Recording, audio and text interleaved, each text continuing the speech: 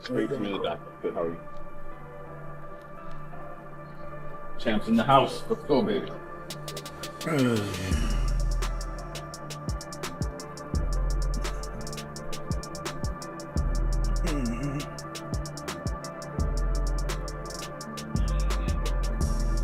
What? 30 seconds. Got a beautiful left hook. I like the way you prepared before, just like that, Mike.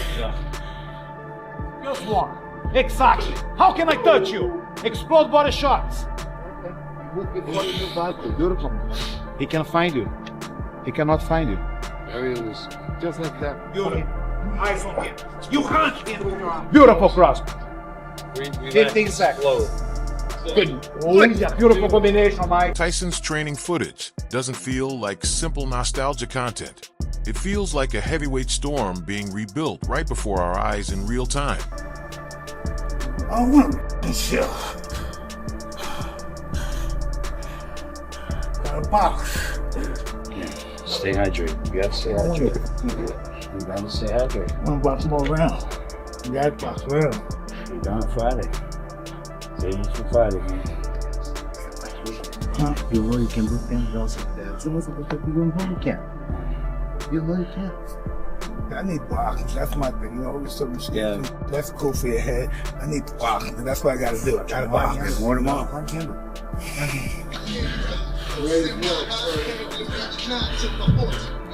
Last guy in the world. The frame, the explosiveness, and the way the combinations snap under Rafael Cordero's. Watch give off that old seek and destroy energy that used to make people panic the moment the bell rang. And then they call all of us to come here because he decided to train. My opinion was the best decision. This is the way Mike, handled the things.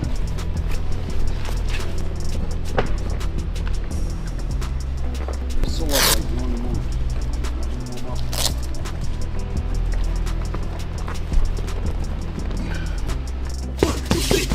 Fight! Mike, by yourself, Chad. Mike, this is amazing, Mike. Roll three. Puta que pariu! Excelente, Mike. Excelente. We're good, Mike. Excelente participation. Smoke that joint. That joint they go to gym. Here we are. Yeah, you know? Here we are. He's devastating, man. 5, 4, 3, 2, and 1. The level of the game invents itself.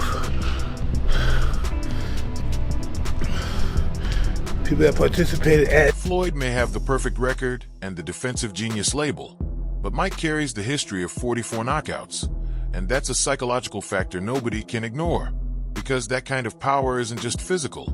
It's intimidating even before a punch is thrown. distance. Nice distance. Hey, bro. Nice one, Mike. Nice one, Mike. Bro. Nice one, Mike. 5. 6. More, Mike. One shot. Good.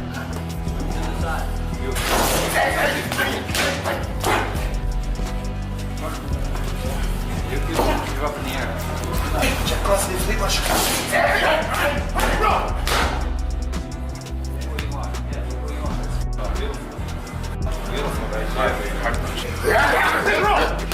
Nice one, Mike. Nice one, Mike. Bro.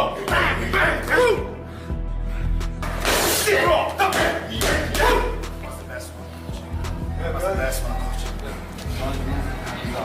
the best one, coach? What's the best one, coach? One shot. Isso, that's it. One shot. The contrast feels almost cinematic. Floyd, the master mover, a true ring general who survives on precision and angles, versus Tyson, the pressure machine who thrives on closing the distance and detonating short, brutal shots. And this is where it gets truly fascinating. Cordero's presence isn't about showmanship. It's about discipline and controlled aggression, which at Mike's age becomes more about timing and intent than relentless volume. All remarkable in their own way, but Mike's just a whole different animal. What we doing? Do one more set. Let's get 12 reps. It's the heaviest we've gone on this. So just focus on perfect form for 12 reps. 233 today. Contact for 230. 12 is all we need. I'm over the 225, 228. Lean mean. Big Lean chest. mean. 1. There we go. 2, 3, 4. Good work. 8. 4 more. 9, 10. 2 more, Mike. 11 and 12. Work it. Love it. Easy, First time easy. we've done that. That was easy. People will call it a money grab, sure, but training camps don't move with this level of intensity for a casual exhibition vibe. When legends prepare like this, pride quietly replaces promotion. Suddenly, it's no longer just about the paycheck. It becomes about identity, legacy, and the dangerous thought that one clean right hand from a motivated Tyson could still rewrite the entire narrative in a matter of seconds. 1, 2, 3, A little slow in the window. 4. There we go. 9. 1 more. Slow. 10. No problem. Great set. Best set yet. Final round. Last one, Mike. Nice and strong. 30 times. Let you go. 1, 2. Here we go. 3, 4. Nice. 5. Yes, sir. 6, 7. Strong. 8. Strong. 9. Got this. Let's go. 2, 3, 4, 5, 6, 7. Let's go. 8, 9. One more. 10. That monstrous Tyson training aura we just talked about suddenly runs straight into Evander Holyfield's calm, almost understated reaction. And honestly, that contrast is fascinating because Holyfield isn't shouting dominance. He's quietly pointing to the elephant in the room, size. When Evander casually says, "It's kind of different size-wise," it feels like the most polite way to describe a heavyweight puncher and a defensive welterweight genius in the same sentence. He doesn't dramatize it. He simply grounds it in reality. Tyson is naturally the bigger man, and in boxing physics, mass plus power equals tension, no matter the era. Mike Tyson announced he's fighting Floyd Mayweather in 2026. What do you think of that fight overall? Well, kind of different, the size-wise, by, Tyson heavyweight, and I think weatherweight. Right. So it's. Is it a real fight? Do you think? Do you think fans should take it serious? Is it a real fight, Mayweather Tyson? I couldn't think it was real. Because the fact of the matter, he's a lot bigger than the guy. But what really stands out to me is when he questions whether it even feels like a real fight, because that line subtly shifts the narrative from spectacle-driven hype to true competitive legitimacy. It's almost as if Holyfield is analyzing the matchup as a fighter first, not as a fan caught up in the headlines. At the same time, his tone doesn't dismiss the intrigue. It acknowledges the mismatched dynamic while still respecting the names involved. And that's where it becomes layered. You have Tyson's pressure-driven identity, Floyd's survival mastery, and now a legend like Holyfield framing it through pure size logic rather than emotion. No theatrics, just experience speaking. Yet here's the twist that keeps circling in my mind. Skill can neutralize size, but size only needs a single moment to matter. So when Holyfield keeps it simple, he's actually delivering a heavyweight level truth in the most composed way possible. That's huge. Well, I just got Floyd because he's younger, 10 years younger, fast, elusive. Yeah, but I hear bigger punches, man. You don't get toe up. Really? Well, of course. So if Tyson lands on Floyd, Floyd's going down? Yeah. But so when he fought Jake Paul, some fans, they weren't too impressed with Tyson's performance versus Jake Paul. You think you'll have a better one versus Floyd? I just think if they compete.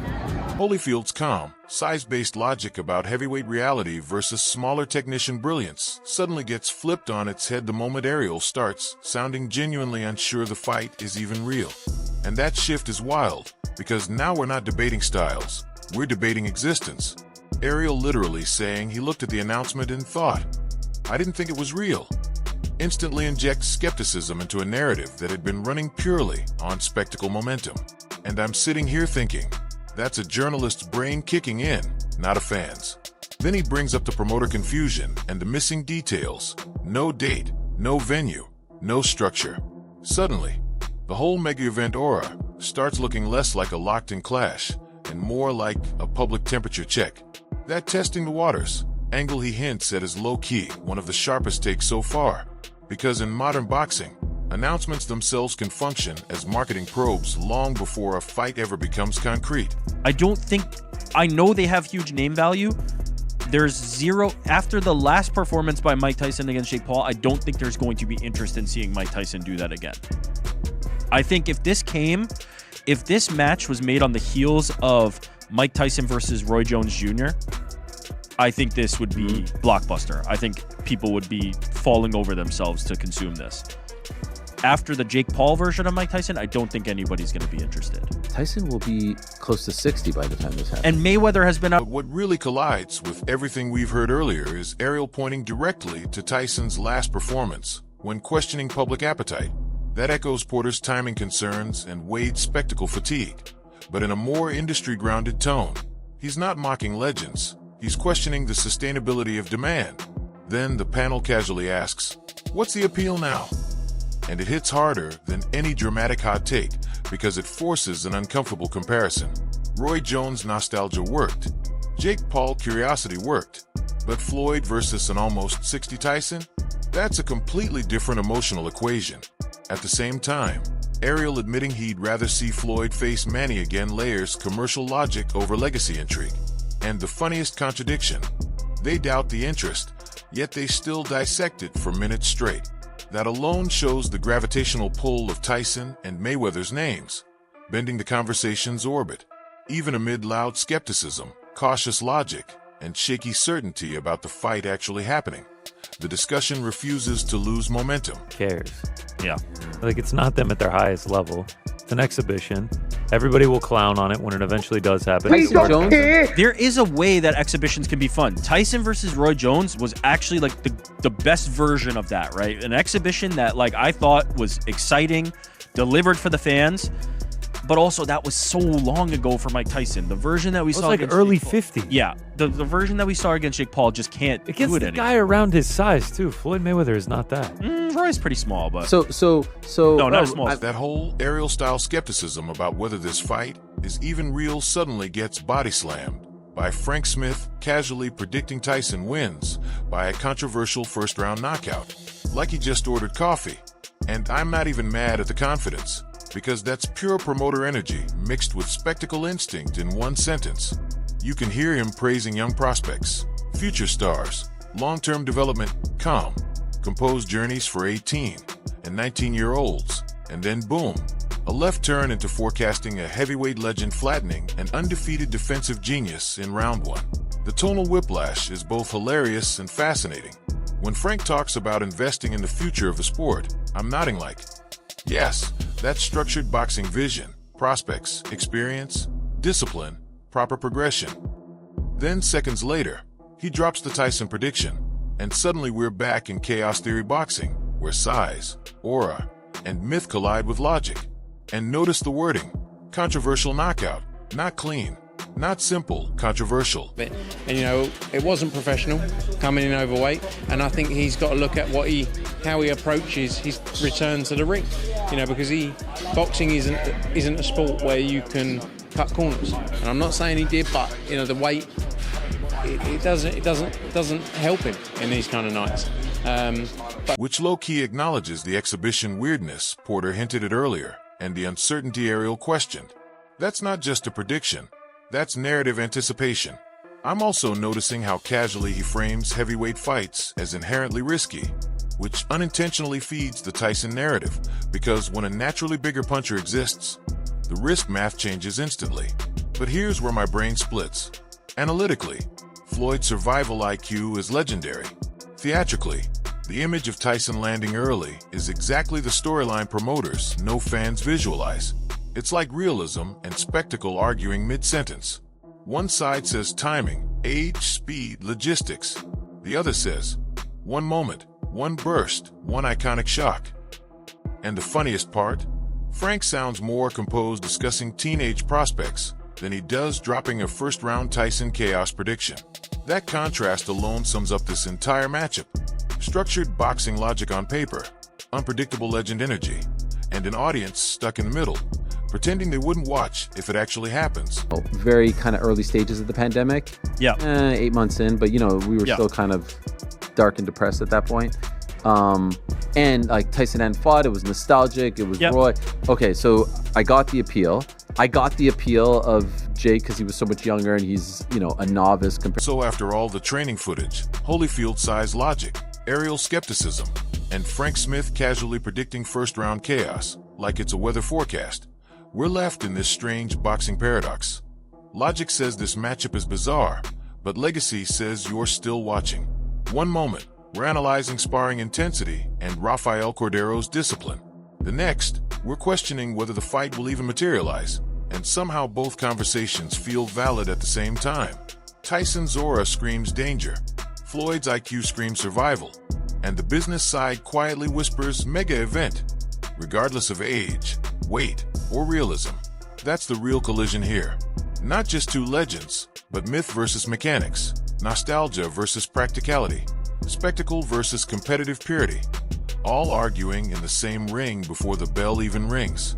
And let's be honest, fans act like analysts in interviews, but turn into spectators the second iconic names are announced. You doubt it, critique it, debate it, and then you still tune in, because legacy gravity is undefeated.